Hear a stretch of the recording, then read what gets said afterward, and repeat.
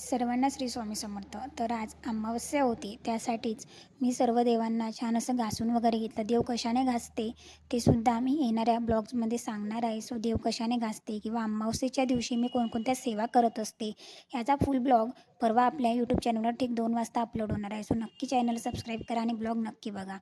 तर देवपूजा वगैरे झाली आणि ज्या काही सेवा होत्या त्यासुद्धा करून झाल्या. नंतर दुपारी भूक लागली म्हणून नाऊंसाठी मॅगी आणि माझ्यासाठी दलिया बनवला.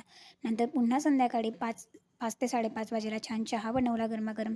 आम्ही दोघांनी चहा वगैरे घेऊन घेतला. नंतर देवपूजा झाली आणि संध्याकाळी जेवणामध्ये खिचडीच बनवली, कारण आज दिवसभर खूप सेवा वगैरे चालल्या होत्या. सो स्वामीचरित्र सारामृताचं पारायणसुद्धा होतं, त्याच्यामध्ये सुद्धा पूर्ण दिवस माझा त्याच्यातच गेला. म्हणून संध्याकाळी खूप घाईघाईमध्ये खिचडी लावली.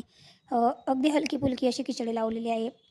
इन्स्टंट बनणारी रेसिपी. आमच्याकडे खानदेशी भागामध्ये प्रत्येकाला खिचडी खूप जास्त आवडत असते.